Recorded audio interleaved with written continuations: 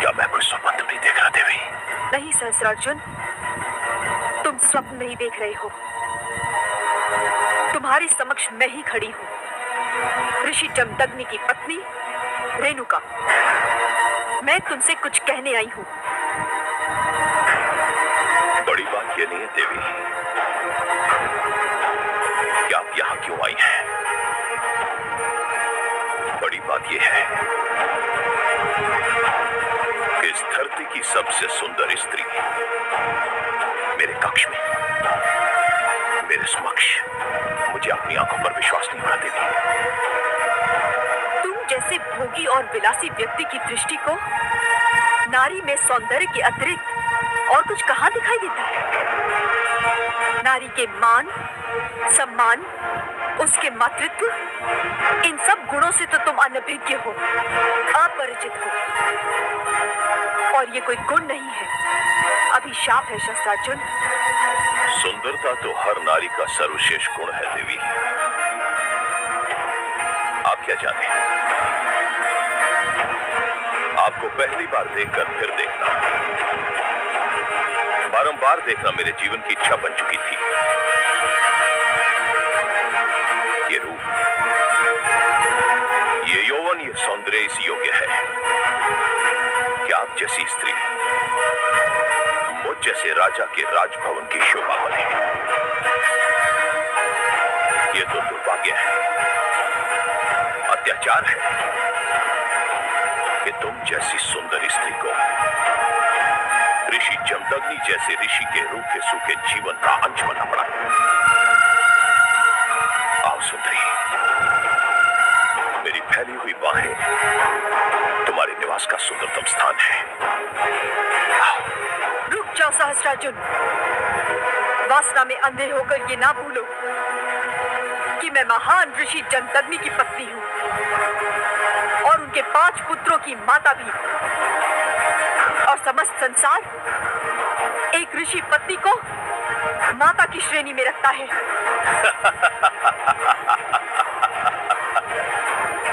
सहस्त्रार्जुन उस स्त्री के अतिरिक्त जिसने उसे जन्म दिया है,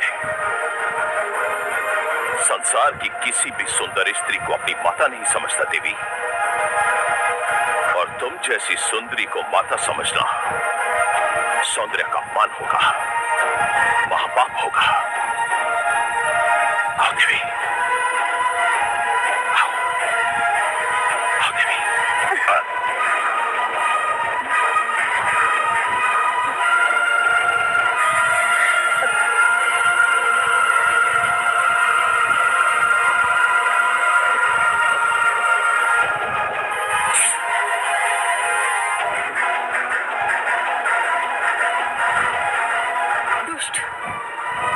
सहस्त्र बाहुओं का बल केवल तेरे शत्रु के लिए मिला था, के लिए नहीं। मैं चाहती तो तेरा वध भी कर सकती थी सहस्त्रार्जुन, किंतु मेरे पति को ये स्वीकार नहीं होगा। मेरी तलवार से आज तुझे जो घाव लगा है, उसका रक्त आज जीवन बहता रहेगा।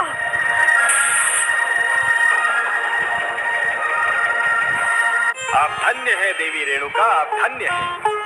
महादेवी, महादेवी देखा आपने, देवी रेणुका ने नीच सहस्त्रार्जुन को यह दिखा दिया कि नारियों का अनादर करने वालों के साथ कैसा व्यवहार होना चाहिए। देखा कमल नयन, मुझे रेणुका के आत्मसम्मान पर गर्व हो रहा है, किंतु मैं उसके लिए चिंतित भी हूँ। बड़ी विचित्र हैं आप। जब मुझे चिंता होती है तो आप मुझे सांत्वना देती हैं, और अब आप स्वयं चिंताग्रस्त हैं। अच्छा बताइए, आपकी चिंता का कारण क्या है? मैं स्त्री हूँ कमल नयन, इसी कारण मैं पुरुष के स्वभाव को भली भांति जानती हूँ। संदेह पुरुष के स्वभाव का एक विशेष अंग है। दूसरों, विशेषतया स्त्रियों के चरित्र पर संदेह करना उसके लिए सरल है, और कभी कभी उसे इस संदेह में आनंद भी आता है। महादेवी, मैं आपकी बात समझने का प्रयास अवश्य कर रहा हूँ, पर समझ नहीं पा रहा हूँ। रेणुका अपने पति को कष्ट सहते देखकर व्याकुल हो उठी थी। वो सहस्त्रार्जुन के पास इसी कारण गई थी कि उसके पति और परिवार की यातनाओं का अंत हो जाए। उसे विश्वास था कि इस प्रकार वो सहस्त्रार्जुन के मन में लज्जा जगा सकेगी और अपने पति को उसके आतंक से छुटकारा दिला सकेगी। परंतु अब मुझे लगता है कि उसका ये विश्वास किसी संदेह की धारा में बहने वाला है। कोई है? कोई है? क्यों? ये घाव दिखाकर अपने सेवकों से भी अपने वीरतापूर्ण कार्य की बधाई लेना चाहते हैं? महारानी, जब वो ऋषि कन्या यहाँ खड़ी थी तब ये दहाड़ती वाणी मूक क्यों हो गई थी? मृत्यु के भय ने आपको उस स्त्री के सामने आत्मसमर्पण के लिए विवश कर दिया, जिसके साथ आप बलात्कार जैसा घिनौना पाप करने जा रहे थे। महारानी,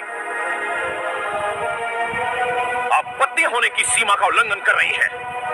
मैंने तो केवल एक पत्नी होने की सीमा का उल्लंघन किया है, किंतु आपने तो गौ माता की चोरी करा के क्षत्रिय धर्म और पूर्वजों की दी हुई संस्कृति की सीमा का उल्लंघन किया है। ऋषियों के आश्रम जलाकर आचरण की सीमा का उल्लंघन किया है। व्यभिचारी और विलासी बनकर समाज की हर सीमा का उल्लंघन किया है। और आज तो आपने एक पतिव्रता नारी, एक आदर्श माता और एक आदरणीय देवी के सम्मान पर आक्रमण करके मानवता की हर सीमा का उल्लंघन कर डाला। महारानी मृण्मयी, बस। यदि एक भी शब्द मुंह से निकला तो आप मेरी हत्या कर देंगे, यही कहना चाहते हैं ना आप? तो ये इच्छा भी पूरी कर लीजिए। मैं स्वयं भी इस अपमानजनक जीवन से उब चुकी हूँ, परंतु मेरी एक बात सुन लीजिए। आज आपने जो किया है उसके क्या परिणाम होंगे आप उसकी कल्पना भी नहीं कर सकते। मैंने यहाँ किसी को इसलिए पुकारा था कि वो मेरे घावों पर लेप लगाए, इसलिए नहीं कि वो मेरे घावों पर नमक छिड़के। जो घाव आपके शरीर पर है उसका तो उपचार संभव है, किंतु जिस घाव से आपकी आत्मा आहत है उसका कोई उपचार नहीं। महारानी, हाथ क्यों रोक लिया स्वामी? काश आज आपने मुझे इस जीवन से मुक्ति दे दी होती जो एक लाचार नारी के अश्रुओं में भीगा हुआ है। विश्वास कीजिए, मृत्यु इस जीवन से कहीं श्रेष्ठ है, जो संतों को पीड़ित, नारियों को दुखी और शिशुओं को रोते देखकर भी कुछ नहीं कर सकता। आज मुझे अपने समस्त दुखों से मुक्ति मिल गई होती।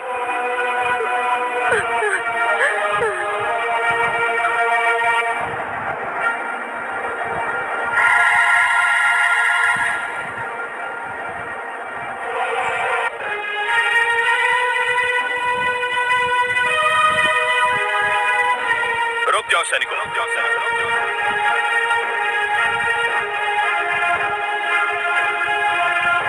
तो एक काम कीजिए, एक दिन हमारे राजभवन आइए। हो सकता है कि ऋषि और हमारे बीच कोई संधि का मार्ग निकला है।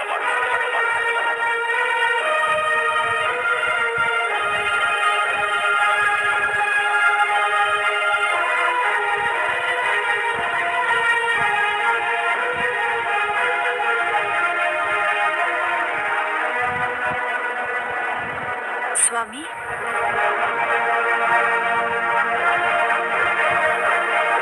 कहाँ थी तुम? आप तो जानते हैं स्वामी। जानता तो मैं बहुत कुछ हूँ,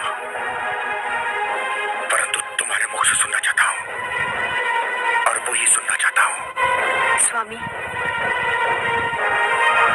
आपके नेत्रों से जो कुछ झांक रहा है उसे जीवन में मैं पहली बार कोई संज्ञा देने में अपने आप को असमर्थ पा रही हूँ। क्या नाम दूं उसे? क्रोध, ईर्ष्या या फिर संदेह? तुमने भी जीवन में जो किया है, पहली बार मैं उसे कोई नाम नहीं दे पा रहा हूँ। मैं समझी नहीं स्वामी। जब पुरुष के लिए कहा जाता है कि रात्रि को उसकी आंख चाहे कहीं भी लगे, भोर को खुलनी अपनी ही शैया पर चाहिए, तब तो ये सिद्धांत स्त्री पर और कठोरता से लागू होता है। स्वामी, मैं जानती हूँ मुझे थोड़ा विलंब हो गया है, किंतु विलंब नहीं, पूरी रात बीत चुकी है। मैं क्षमा चाहती हूँ स्वामी, किंतु आप तो जानते ही हैं मैं कहाँ गई थी और क्यों गई थी।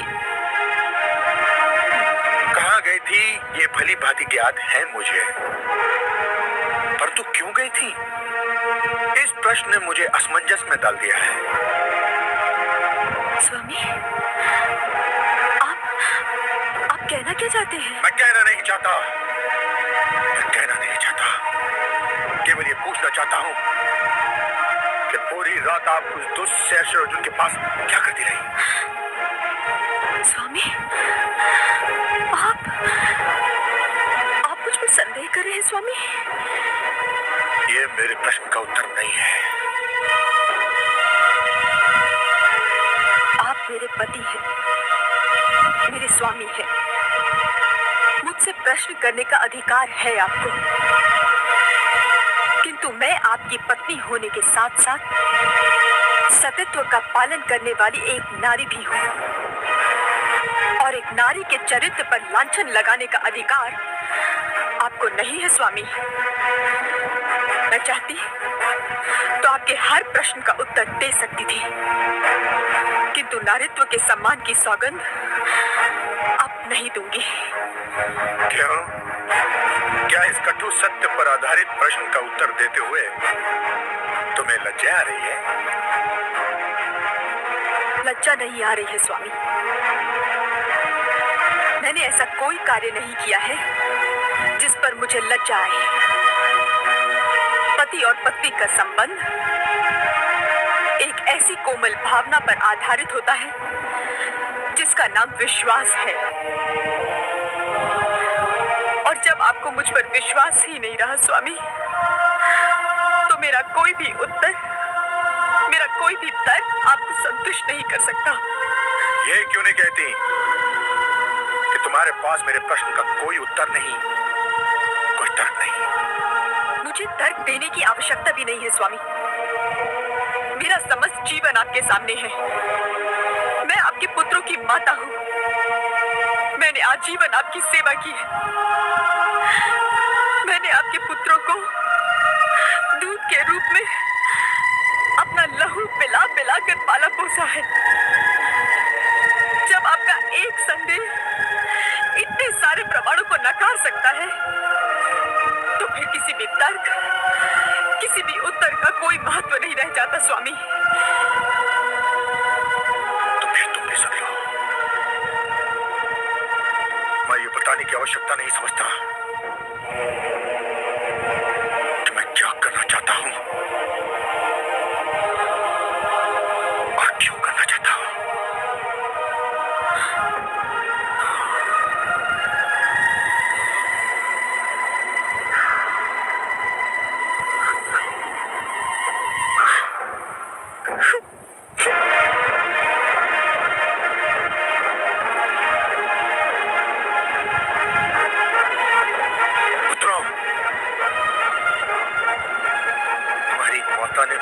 तुम्हारे समस्त परिवार के आदर सम्मान को धूल में मिला दिया है। उसने हम सबको लज्जा के सागर में डुबो दिया है। हम सब किसी को मुंह दिखाने के योग्य नहीं रहे। हम कुछ समझे नहीं पिताश्री। समझने की आवश्यकता भी नहीं है। आवश्यकता केवल इसकी है कि समस्त संसार ये जान ले कि एक ऋषि के परिवार के आदर सम्मान को धूल में मिलाने वाली स्त्री को क्या दंड मिलना चाहिए। पुत्रों, मैं तुम्हें आदेश देता हूं कि जाओ और अपनी माता का सिर इसी पल उसके धड़ से अलग कर दो। जाओ। ये क्या कह रहे हैं आप? क्या मैं किसी अपरिचित भाषा में बात कर रहा हूं? मैंने कहा कि वध कर दो उसका। वध कर दे? किंतु क्यों? मुझे तुम्हारी माता के चरित्र पर संदेह है। क्षमा करें पिताश्री, या तो आपसे कहने में कुछ भूल हो रही है, या फिर हमसे सुनने में कुछ भूल हो रही है? ना तो मुझसे कहने में कोई भूल हो रही है और ना ही तुमसे सुनने में। सत्य तो यह है कि मुझे तुम्हारी माता के चरित्र पर अब विश्वास नहीं रहा। किंतु ये कैसे संभव है पिताश्री? क्या मेरी बात पर विश्वास नहीं है तुम्हें? किंतु हमें माताश्री के चरित्र पर भी विश्वास है। अर्थात तुमको मेरे कथन से मिथ्या की गंध आ रही है? नहीं पिताश्री, किंतु हमारी रगों में दौड़ते रक्त से आज भी माताश्री के मातृत्व की सुगंध उठ रही है, और ये सुगंध हमें ये बताने के लिए पर्याप्त है कि ये मातृत्व एक चरित्रवती स्त्री का है। दूसरे शब्दों में तुम चारों मेरे आदेश को नकार रहे हो, अपनी मर्यादा का उल्लंघन कर रहे हो, पाप कर रहे हो तुम लोग। पिताश्री, हमें ज्ञात है कि पिता की आज्ञा का पालन न करना पाप है, किंतु माता का वध करना भी महापाप है। किंतु कोई ना कोई पाप तो करना ही होगा। अब ये निर्णय ले लो कि तुम्हें कौन सा पाप करना है। मेरे प्रश्न का उत्तर क्यों नहीं देते? चुप क्यों हो? पिताश्री, यदि हमारे भाग्य में पाप करना लिखा है तो हम पहला पाप करेंगे, किंतु माताश्री का वध करके उनके रक्त से अपने हाथ रंगने का महापाप कदापि नहीं करेंगे पिताश्री। दुर्भाग्यशाली हो तुम, दुर्भाग्यशाली। अपराध किया है तुम चारों ने, और इस अपराध के लिए मैं तुम लोगों को जीवन भर क्षमा नहीं करूंगा। चले जाओ यहां से, दूर हो जाओ मेरी दृष्टि से।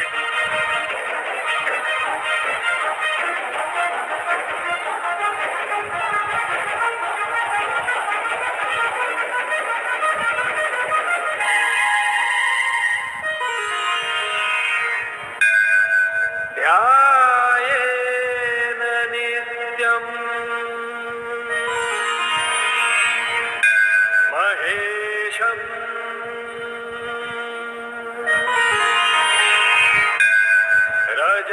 रजतगिरिनिभं चारुचन्द्रावदंसम्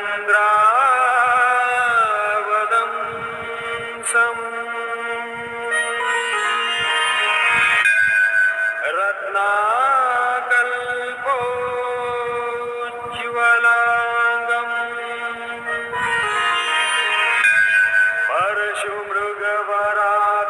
परशुमृगवराभीतिहस्तम् प्रसन्नम्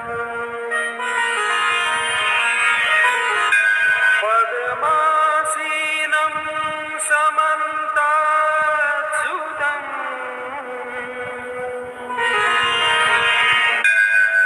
मरगणैर्व्याघ्रकृत्रिं वसानम्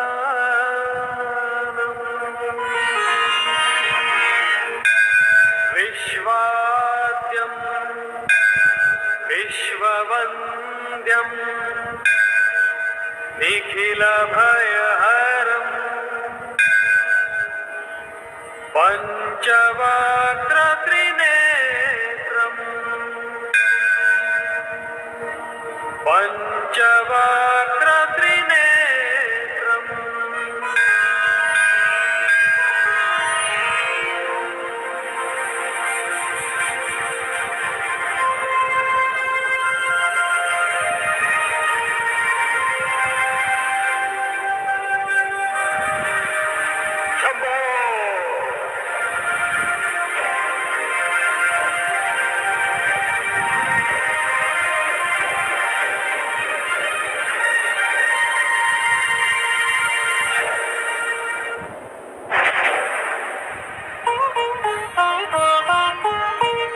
न जाने मेरे स्वामी मुझसे रुष्ट होकर कहाँ चले गए हैं।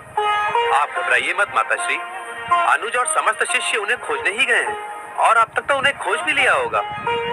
वे आते ही होंगे माताश्री, आते ही होंगे, और मुझे पूरा विश्वास है कि पिताश्री का क्रोध भी अब तक शांत हो चुका होगा। पुत्र, मेरा दाया अंग भड़क रहा है, न जाने इसका क्या अर्थ है। माते, माते। क्या हुआ पुत्र? स्वामी का पता चला? नहीं माताश्री, हम लोग दूर दूर तक देख आए हैं, उनका कोई पता नहीं। आप कहाँ जा रही है माते? द्वार पर। क्यों? जब तक मेरे स्वामी लौट कर नहीं आ जाते, मैं द्वार पर ही उनकी प्रतीक्षा करूंगी, चाहे इस प्रतीक्षा में एक युग ही क्यों ना बीत जाए।